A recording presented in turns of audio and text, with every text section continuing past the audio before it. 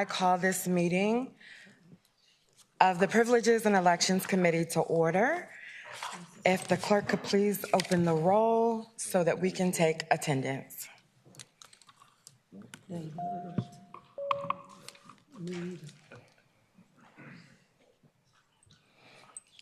All right, and we do have a quorum.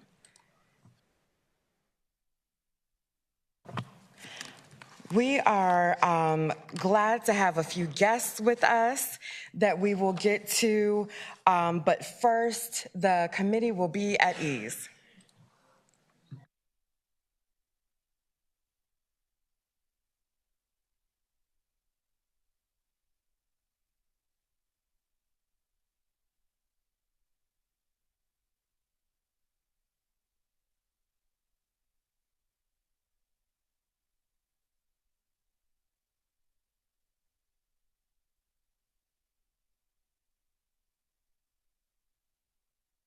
Campaigns and Candidates Subcommittee Report. Delegate Henson. Thank you, Madam Chair. Madam Chair, we have one bill that reported out of our subcommittee, House Bill 44, patroned by Delegate Krizek.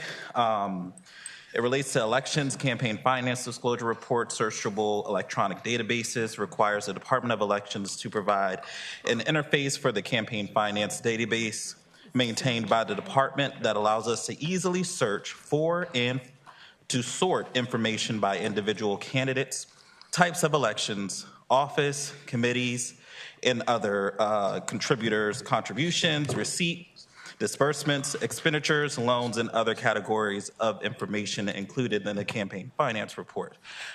Madam Chair, I do believe that the committee recommended reporting 8-0, but I do believe that it should be recommended in reporting to refer to appropriations, and I so move. Thank you. It's been moved and properly seconded that we would report and refer to appropriations, House Bill 44. Are there any questions or comments? Okay. Seeing none, if the clerk will please open the rolls and members cast your votes.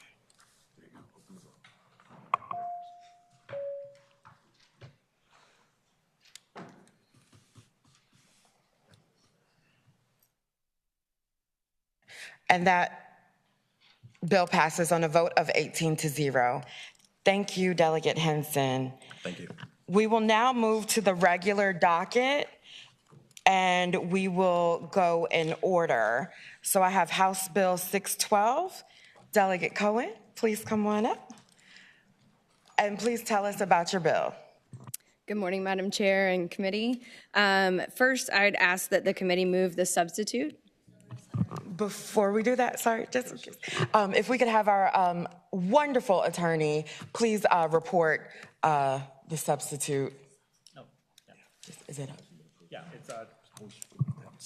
it's just a substitute. It changes the ballot question to update it so that it says, give me 1 minute. And it's online. It's online. It should be online. All right. Now I'll entertain a motion on the substitute. It's been moved and properly seconded that we would accept the substitute. All those in favor, please say aye. Aye. Any opposed? Okay, we now have the substituted bill in front of us. Delegate Cohen. Thank you, Madam Chair.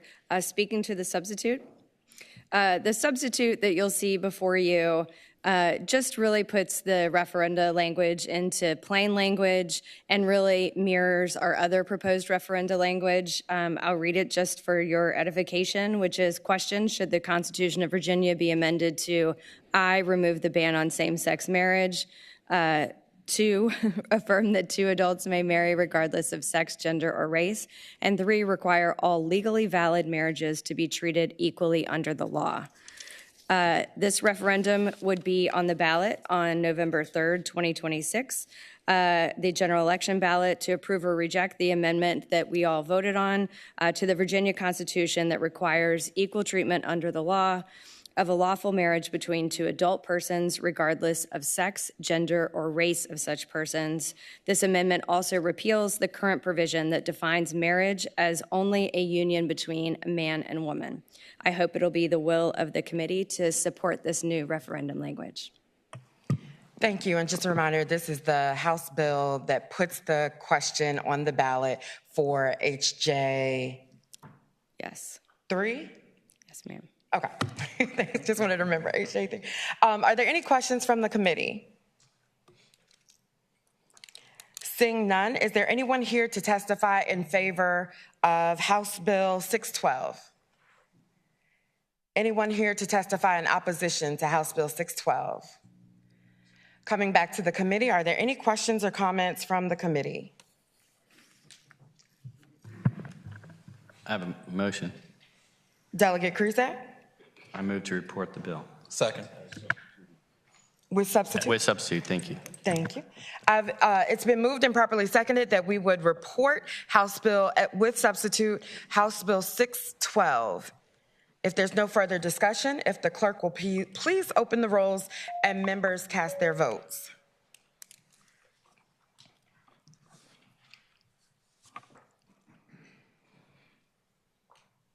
And that does pass on a vote of 13-5. Thank you so much, Delegate. Madam Chair. We will now turn our attention to House Bill 781. Delegate Herring. Leader Herring, sorry. Thank you, Madam Chair, and good morning, members of this committee. HB 781 contains the ballot and enactment language for HJ1, the constitutional amendment protecting reproductive freedom.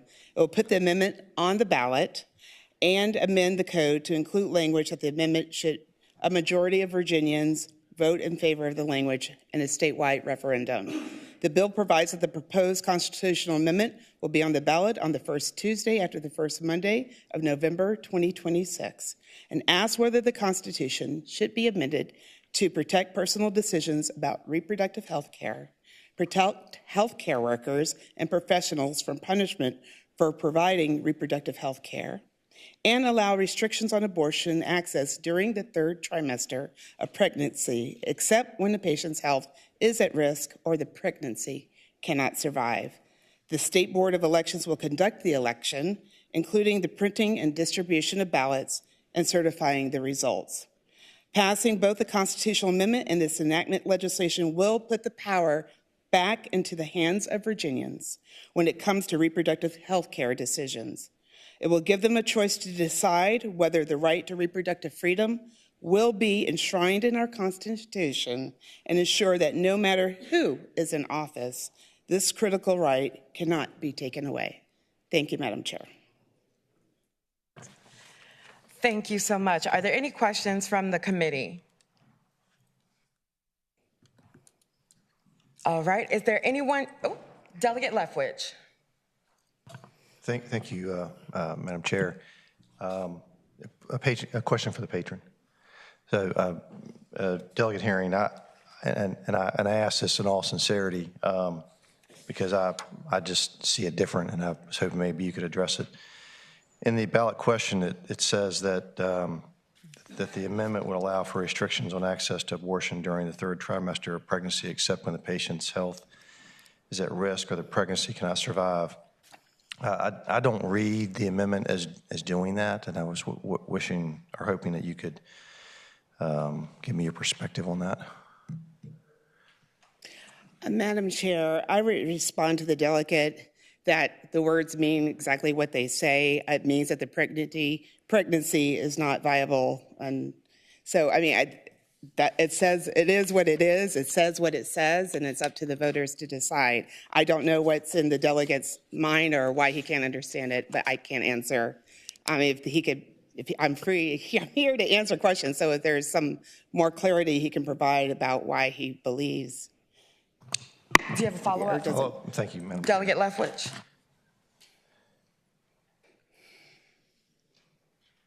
So where in the amendment does it speak to the viability of the fetus or the health of the mother?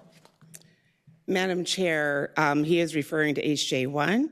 He can look online about that. I don't have HJ1 before me. This hearing is about HB 781. Any further questions or comments? Delegate Bloxham. No, Madam Chair. Yes, Madam Chair, thank you. So I'm trying to figure out how HJ1 and then this HB correlate, because I'm having the same issue as my colleague here, trying to figure out the way it's worded. To me, is Roe v. Wade, but the HJ1, which is actually going to go in the Constitution, gives the mother the right all the way up until birth. And that's what I'm trying to figure out. It looks like it's a little disconnected to me. If you could answer that, please. Thank you for that question. First, I will begin with what I said during the hearing on HJ1. It is the Supreme Court that has abandoned Roe v. Wade, so that's the first thing. Third trimester restrictions were part of the Roe construct, and they are included in this ballot language, Madam Chair. Any further questions or comments from, or I guess questions at this point, for the committee? All right, we'll go to public testimony. Is there anyone here to speak in favor of House Bill 781? Is there anyone here to speak in opposition to House Bill 781? Come on up. Thank you, Madam Chair, members of the committee. Jeff Caruso with the Virginia Catholic Conference. You're familiar with the substance of our position. I did want to point out a couple of things about the wording of the ballot question that, in my view, depart significantly from the way that HJ1 is worded. So the first one is where it says in Little Roman number 2 on the ballot question, it says that should the Constitution of Virginia be amended to protect doctors, nurses, and patients from being punished for these decisions. Well, the language of HJ1 itself doesn't limit this to doctors, nurses, and patients. It says, and I quote, "The Commonwealth shall not penalize, prosecute, or otherwise take adverse action against any individual for aiding or assisting another individual in exercising such other individual's right to reproductive freedom with such other individual's voluntary consent." So this would say that this would prevent any individual from making, aiding, or assisting in these decisions. If they made, aided, or assisted in these decisions, it would prevent them from being subject to any legal consequences for this decision. So I think that's a substantial departure from the way that the constitutional amendment is worded. And then secondly, if we go to the part that says at the end, the pregnancy cannot survive, the language in the constitutional amendment says, when in the professional judgment of a physician, the fetus is not viable. And I think that where that's really significant is, I think the recognition using the word fetus at least somewhat recognizes that what we're talking about here is an unborn child, a baby. And so for that reason, I think that it would be more accurate to talk about, to say a physician judges the fetus to be non-viable, or some words along those lines. I think it would just it would better match the constitutional amendment with the ballot question. So thank you for your consideration. We'll now go online. We have in favor of House Bill 781, Sarah Dalton. If you are able to turn on your camera. Yes, thank you. Welcome. You have the floor. Good morning. Sarah Dalton from Blacksburg, speaking on behalf of the League of Women Voters of Virginia. League of Women Voters of Virginia supports HB 781. We support the proposed constitutional amendment for reproductive freedom and believe that the ballot question language as outlined in HB 781 provides a clear description of the constitutional amendment. The language describes the major aspects of the constitutional amendment, the range of reproductive health care covered in the bill, the protections for patients and providers, as well as third trimester restrictions. Thus, the ballot question can assist voters in the November election in making an informed decision when casting their vote on the constitutional amendment for reproductive freedom. We encourage you to support passage of HB 781. Thank you. Thank you. Coming back to the committee, are there any questions or comments? Delegate Lethwich. Thank you, Madam Chair. I understand this is speaking to the bill. Thank you, Madam Chair. I understand this is a highly charged political bill, and emotions run very strong on both sides. And so my questions and my comments are not designed to delve into those divisions between politics and personal beliefs, but purely out of a desire to get the language right. I was and still am a huge fan of Rob Bell, and he taught me when I came in, look, you may be opposed to something, but if it's going to pass, let's try to get it right.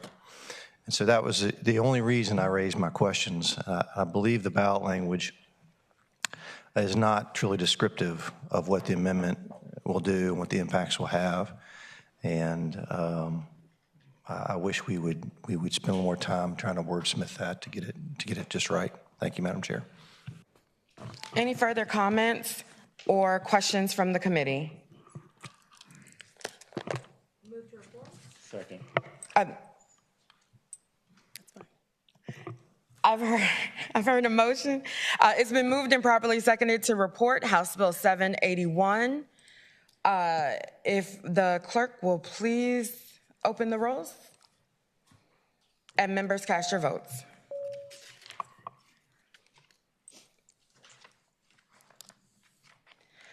And that passes on a vote of 15-6. I am now going to pass it over to my vice chair so that I can present a bill.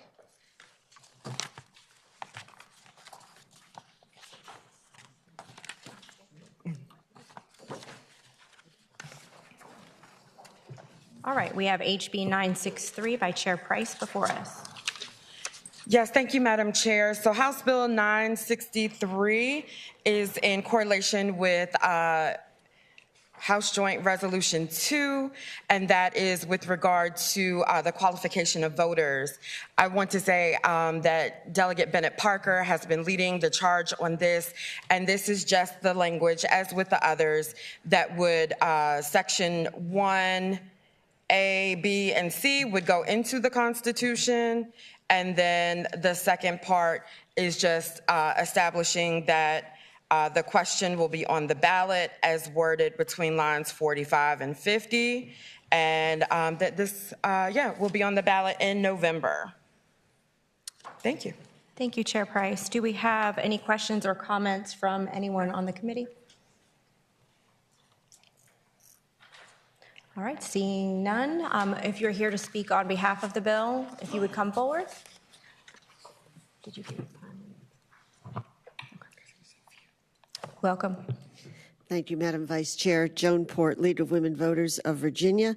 The League strongly encourages the committee to pass this implementing legislation for the proposed constitutional amendment, which would restore voting rights to those released from incarceration, as well as those who, regardless of guardianship status, do have the capacity to understand voting.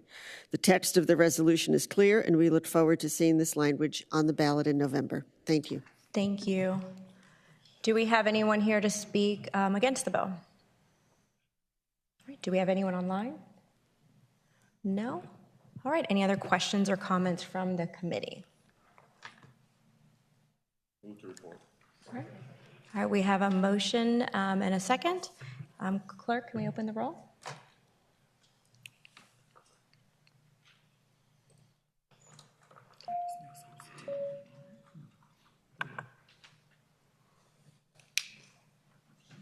All right.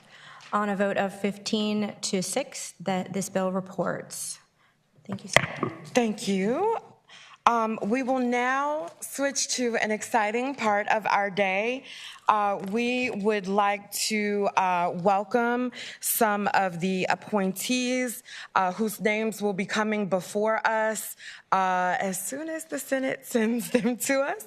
I will say I am especially happy to welcome first the Secretary of Administration, who has not been any stranger to Richmond, and that is Tracy DeShazer. If she could please come up and introduce herself. Good morning, Madam Chair, Madam Vice Chair, members of the committee. Thank you for taking the time to have me this morning. Again, I'm Tracy DeShazer, Secretary of Administration. I entered this role with prior state government experience as well as experience in municipal government and federal intergovernmental affairs. While serving as Secretary of Administration, I aspire to redefine the Secretariat by better posturing it as a strategic engine for effective governance, one that strengthens our workforce, modernizes systems, and continues to safeguard our democracy. While serving as Deputy Secretary of the Commonwealth for both Governor McAuliffe and Governor Northam, we worked to do just that by affording opportunities to individuals who had served their time and re-entered society, giving them the opportunity to exercise their right to vote, to serve on a jury, to run for public office, become a notary public. These individuals, our neighbors, our friends, family members, and loved ones, these efforts both strengthen and safeguard our democracy. These efforts and the efforts of this committee serve to ensure every Virginian has both the access and opportunity to engage fully in shaping our Commonwealth. Thank you again for the opportunity to be before you. We very much look forward to your continued partnership and our collaborative efforts to further strengthen and safeguard our democracy. Thank you, Madam Chair. Thank you so much for spending time with us this morning. I know you're going to stick around so that we can shake hands with you, and just really looking forward to working with you, especially since elections falls under your purview. Absolutely. So welcome this morning. Thank you. Next, we will have our new Commissioner of Elections, and I do want to say that you probably recognize his face because he's been in this room many times before, but today in a new capacity, and today we welcome Stephen Koski. Thank you, Madam Chair, members of the committee. It's good to be with you this morning, and I appreciate the opportunity to appear before you to tell you a bit about myself and, if confirmed, how I intend to carry out the duties of Commissioner of Elections. For a bit about my background, I'm a lawyer by training. I practiced law for the first part of my career, mainly representing local government officials. And while I enjoyed that work a lot and it gave me a very good foundation, my passion has always been in the area of democracy and the electoral process. And so ultimately, that's what I chose to commit my career to. Over the last 4 years, I've had the privilege of working at the Department of Elections, first on the policy team, as the legal and compliance advisor, and then as the election services manager. So it's fair to say that I've kind of touched every corner of the department, and I think I'm well suited to hit the ground running. As we know, there are a lot of issues coming before the department. My commitment to you is that I will work every day to further the mission of the department to promote and support accurate, fair, and open and secure elections for the citizens of the Commonwealth. In doing so, the department will carry out its work in a nonpartisan manner with a commitment to transparency and following the law. I will prioritize the relationship between the department and local election officials. As you know, we vote a lot in Virginia, so that means we have some of the most experienced and knowledgeable local election officials in the country. I will endeavor to provide them with the training, guidance, and support necessary for them to fulfill their important responsibilities. I plan to get on the road and visit all of the general registrar offices, so I look forward to hearing from them and hearing what they need from us in order to do their job well. In addition to local officials, I will work to establish an open dialogue with other important stakeholders, including parties, candidates, and our partners in state government and other agencies and departments. As I've experienced in my time at the department, building these relationships and fostering good communication can avoid a lot of issues from becoming issues. And I will commit to education and outreach to ensure that voters have the information that they need to be full and active participants in their democracy. This includes not only information about upcoming elections, but also information about their rights under Virginia and federal law. I'm honored to be appointed by Governor Spanberger for this position, and I appreciate the consideration of the committee. I look forward to continued work with the dedicated professionals at the department, the officials across Virginia's 133 localities, and I am ready and willing to work with you all to provide you support and guidance as needed as you carry out your work for your constituents and for the Commonwealth. So thank you again for the opportunity to speak, and I appreciate your time and consideration. Thank you. And before you take your seat, I want everyone to know that while I did not always agree with our previous Commissioner of Elections, she did some very important work. And I know that you were an important force behind that. And so I am really excited to welcome you, should you be confirmed, into this position, and look forward to working with you on issues of democracy and election administration. Thank you, Madam Chair. Yeah. And last but not least, we have someone who is no stranger to work or to this body. We would like to welcome up former delegate Candy Munden King, appointee for Secretary of the Commonwealth. Good morning. Good morning, Madam Chair and members of the committee. For those who I have not had the pleasure of meeting, I am Candy Munden King, and I am deeply honored to be nominated by Her Excellency, Governor Spanberger, to serve as the Secretary of the Commonwealth. I spent 5 years in this amazing body, serving a few of those years on this very committee, which I think is one of the most important. But prior to that, I have over 2 decades of experience with local, state, and federal government relations, working across large and small nonprofit organizations, working on issues like access to clean water, violence against women, and education. And so I'm so excited to come to the oldest secretary of them all, which is the Secretary of the Commonwealth. The Secretary of the Commonwealth serves as the keeper of the Commonwealth's official records and the liaison between the governor and the people. This includes managing gubernatorial appointments, thousands of them, for boards and commissions, overseeing our notary public functions, as well as restoration of rights. And this is a role that I'm immensely honored to serve. And I have spent the last few weeks meeting with former secretaries of both parties who have done immense things in this role. And I'm looking forward to working with each of you as we address the challenges ahead of us. I am committed to modernizing our constituent services, leveraging technology, ensuring we can take the services to the people of the Commonwealth. So thank you, Madam Chair and members of the committee. Thank you. We are not going to offer you any special treatment because you are not a guest.